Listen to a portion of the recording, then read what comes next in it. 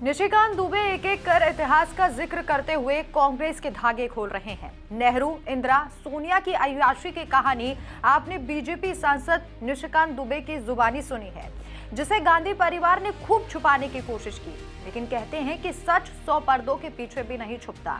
देश को इमरजेंसी के अंधेरे में डुबोने वाली कांग्रेस सरकार की पोल ऐसे कभी नहीं खुली जैसे निशिकांत दुबे ने खोली है। दादी इंदिरा और मां सोनिया के बाद निशिकांत दुबे की रडार पर अब शहजादे राहुल गांधी हैं। राहुल पर दुबे ने ऐसा वार किया है कि कांग्रेस की नींद उड़ गई है। अपनी दादी के पद चिन्हों पर चलने वाले राहुल की सदस्यता भी शायद उन्हीं की तरह जाने वाली है। जी हाँ, साल 1978 में इंदिरा गांधी की सदस्यता गई थी और उन्हें जेल भी हुई थी। अब क्या वही सिलसिला दोहराया जाएगा?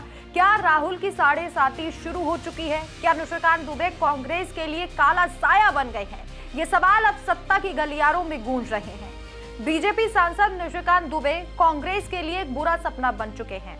एक ऐसा हमलावर जो बार बार निशाना साधता है और हर बार गहरा घाव छोड़ जाता है। 12 फरवरी 2026 को दुबे ने लोकसभा स्पीकर ओम बिरला को सब्सटेंटिव मोशन का नोटिस थमाया। राहुल गांधी की लोकसभा सदस्यता तुरंत रद्द करने और उन्हें आजीवन चुनाव लड़ने से प्रतिबंधित करने की मांग के साथ ये कोई मामूली प्राइविलेज मोशन नहीं है। ये सीधा सदन में बहस और वोटिंग के लिए किया जाता है। कमेटी की जांच को बाईपास करके नियम 352, 5 और 353 के तहत ये मोशन इतना घातक है कि अगर पास हुआ तो राहुल की राजनीतिक जिंदगी पर ताला लग जाएगा।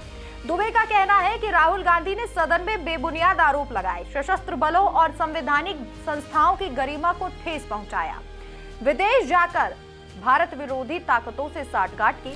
एक बार फिर से दुबे ने इतिहास की किताब को खोला और एक बार फिर से कांग्रेस को झटका दिया। 14 फरवरी 2026 को एक्स पर पोस्ट कर 1978 का संसदीय रिकॉर्ड शेयर किया और लिखा, कांग्रेस और नेहरू गांधी परिवार ने अपने आप को राजनीतिक लाभ पहुंचाने के लिए हमेशा देश को गुमराह किया है और देश की जनता के साथ विश्वासघात किया। वही काम राहुल गांधी भी कर रहे हैं। दुबे का मैसेज साफ था, जो हुआ था वही फिर हो सकता है। कांग्रेस के लिए इतिहास को दोहराना ये खतरा है। इसी के साथ दुबे ने एक अखबार की कटिंग शेयर की जिसकी हेडिंग थी, इंदिरा के निष्कासन से राहुल के खिलाफ प्रस्ताव की तुलना।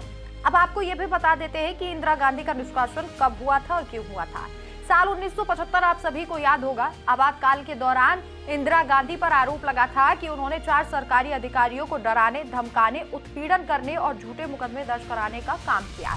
ये अधिकारी सीपीआईएम सांसद ज्योतिर्मय वासु के सवाल पर संजय गांधी की मारुति प्रोजेक्ट की जांच कर रहे थे। इंदिरा ने जांच में बाधा डाली, अधिकारियों को धमकाया। ये संसद के विशेषाधिकार का उल्लंघन और सदन की अवमानना माना गया। प्रिविलेज कमेटी ने नवंबर 1978 में 1007 पेज रिपोर्ट दी। इंदिरा को दोषी पाया गया। 19 दिसंबर 1978 को पीएम मोरारजी देसाई ने सब्सटेंटिव मोशन पेश किया और इंदिरा को विशेषाधिकार भंग और अवमानना दोषी मानकर लोकसभा से निष्कासित करने के साथ शेष सत्र तक के लिए जेल भेज दिया गया। नोटिस के 279 पक्ष में 138 विरोध में वोट डाले गए। इंदिरा को तुरंत निष्कासित किया गया और तिहाड़ जेल भेज दिया गया, वो भी पूरे 1 सप्ताह के लिए। 26 दिसंबर को सत्र खत्म हुआ और इंदिरा की रिहाई हुई। 1981 में इंदिरा सरकार आने पर लोकसभा ने प्रस्ताव रद्द किया। अब इंदिरा के बाद बारी है राहुल गांधी की। निशिकांत दुबे अब कांग्रेस के लिए साढ़े साथी से भी ज्यादा खतरनाक हैं। एक के बाद एक हमला, पहले भाषणों में, अब संसदीय हथियार से धीरे धीरे पूरी कांग्रेस को बर्बाद करने की रणनीति साफ दिखाई दे रही है। क्या राहुल इस तूफान से बच पाएंगे? क्या कांग्रेस का भविष्य दांव पर है? ये तो समय बताएगा। लेकिन फिलहाल निशिकांत दुबे का वार घातक है और कांग्रेस कांप रही है। निशिकांत दुबे खुद भी कह चुके हैं कि जब वो सदन में खड़े होते हैं तो पूरी कांग्रेस कांपती है। आपकी क्या राय है? कमेंट करके जरूर बताएं। नमस्कार।